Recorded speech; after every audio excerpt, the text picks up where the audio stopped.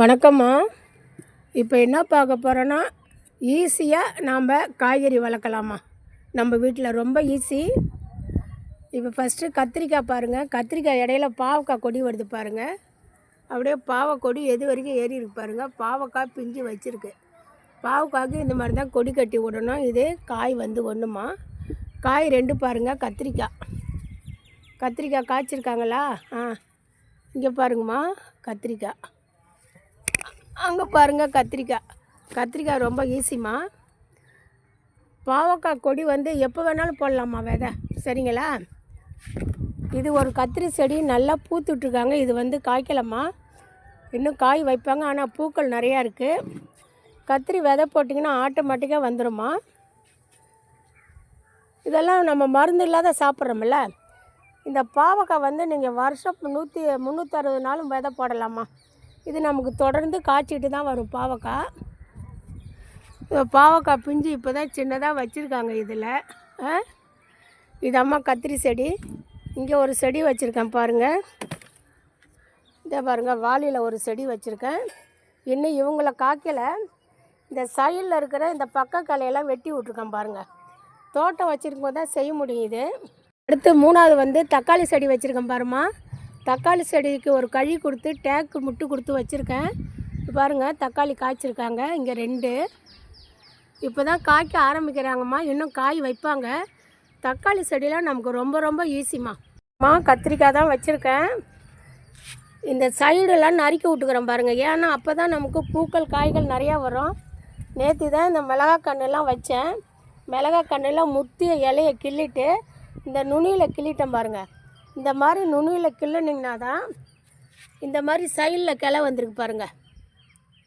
நம்ம இந்த கார்னர் கிள்ளைனா தான் சைடில் இந்த மாதிரி கிளை வருவாங்க. நமக்கு வந்து மிளகாய் வந்து அதிகம் வருமா. இதுக்காக மிளகாய் ஒரு குறிப்பிட்ட பருவம் வளர்ந்த உடனே இந்த மாதிரி கார்னர் மொட்டையாக இருக்குது பாருங்கள். இப்படி கிள்ளிடணுமா. செடிமா நல்லா ஒரு காய் காய்ச்சிட்டாங்க. இப்போ திரும்ப பூ வச்சுருக்காங்க. இங்கே பாருங்கள் பாவக்கொடி அவரைக்கொடி பாருங்கம்மா. அவரைக்கொடி பூக்கள் பாருங்கள். இந்த பாவக்கொடி அவரைக்கொடி எத்தனை அவரைக்கொடி இருக்குது பாருங்கள். இதெல்லாம் ஒரு தடவை நம்ம விதை போட்டுட்டு அதுக்கு ஒன்றுமே செய்ய வேணாம்மா. இயற்கையான உரம் தான் போடணும். மணிலா புண்ணாக்கு, மீன் அமினோ அமிலம், வாழைப்பழ அமினோ அமிலம், கிச்சன் வேஸ்டேஜி. இதை பாருங்கள் அவரைக்கொடியை பாருங்கள் எந்த அளவுக்கு ஏறி இருக்காங்க பாருங்கள். நல்லா பூ பூத்துருக்காங்க. அது பக்கத்தில் மிளகா இருக்குது. இதுலேயும் கத்திரியெல்லாம் வச்சுருக்கேன் பாருங்கள். கத்திரி, மிளகாய், தக்காளி, வெண்டைக்காய் இதெல்லாம் ரொம்ப ஈஸியாக நம்ம வளர்க்கலாமா. அதுக்கு ஒன்றும் சிரமமே கிடையாது. விதை போட வேண்டியதான். டெய்லியும் கொஞ்சம் ஒரு டம்ளர் அளவு உங்களுக்கு தண்ணி ஊற்ற வேண்டியதான். வாடாமல் வதங்காமல் பார்த்துக்கணும். இதே ஒரு அவரைக்கொடி இருக்காங்க பாருங்கள். தம்பட்டை அவரை எப்படி கலர்ஃபுல்லாக பூத்துருக்காங்க பாருங்கள். தெரியுதுங்களா? பூ எப்படி வச்சுருக்காங்க பாருங்கள். இது கோடி பாருங்கள். இங்கே பாருங்கள், கொடி மேலே ஏறாத திரும்ப சைடில் இறங்குறாங்க. எவ்வளோ கலர்ஃபுல்லாக இருக்காங்க பாருங்கள். இது வந்து தம்பட்டா வருமா. இவங்களும் மேலே தான் ஏறுறாங்க. இதில் தக்காளி வச்சுருக்கேன் பாருங்கள். இது நம்ம விதை போட்டு வந்தது. தக்காளி இன்னும் இதில் வைக்கலம்மா. ஆனால் நல்லா பெருசாக வளர்ந்துருக்காங்க. இவங்களுக்கு ஒரு கழி கொடுக்கணும். நான் கழி கொடுக்குறேம்மா.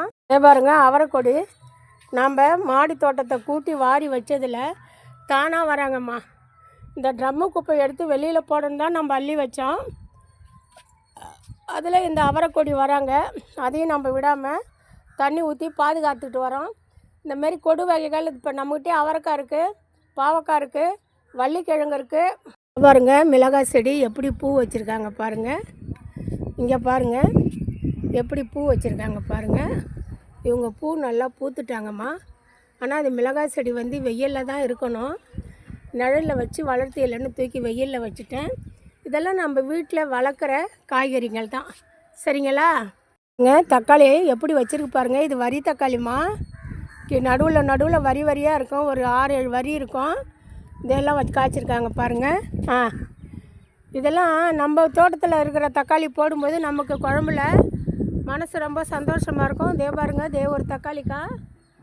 சரிங்களா? இப்போ தான் பிஞ்சு வச்சிட்டு வராங்க. பாருங்கள் ஒரு தக்காளிக்காய் 2 காய் வச்சுருக்காங்க. நம்மக்கிட்ட நிறைய தக்காளி செடி இருக்குமா. தொட்டியில் ஒரு அவரைக்கொடி பாருங்கள். வாரத்தில் 4 நாள் மேக்ஸிமம்மா, வாரத்தில் 4 நாள் எனக்கு வந்து காய்கறி கிடச்சிருவாங்க. இதுக்கு நமக்கு முருங்கை மரமும் இருக்குது. இது வந்து கருமுருங்கம்மா, ஆன்லைனில் தான் வாங்கி வச்சேன். கருமுருங்கை இப்போ வந்து பூ வச்சுருக்காங்க. நம்ம கருமுருங்கை வச்சு 2 மாதம் ஆகுதுமா. கருமுருங்கை பூ வச்சுருக்காங்க, சரிங்களா. இது எப்படி வாரத்தில் 4 நாள் மேக்ஸிமம் 5 நாள் எனக்கு காய்கறி கிடச்சிரும். இந்த மாதிரி உங்களுக்கு காய்கறி கிடைக்கணுமா. தக்காளி காய்ச்சிருக்கு பாருங்கள், நல்லா காய்ச்சிருக்காங்க பாருங்கள். இதில் 4 பிஞ்சு இருக்காங்கம்மா. எதுக்கு காட்டுறேன்னா உங்களுக்கு ஆசை வந்து தோட்டம் வைக்கணும்னு ஒரே காரணத்துக்காக. பூசணி கொடி தானாக வந்து எப்படி எவ்வளோ இலை வந்து பிரைட்டாக இருக்காங்க பாருங்கள். பூசணி கொடி இவ்வளோ காய்கறி நம்ம வீட்டில் இருக்குமா. நீங்களும் இந்த மாதிரி காய்கறி விதை போடுங்கம்மா. கத்திரிக்காய் பாருங்கள், இந்த பாருங்கள் கத்திரிக்காயெலாம் இன்றைக்கி அறுவடைம்மா, சரிங்களா. இன்றைக்கி நம்ம அறுத்தலாம்.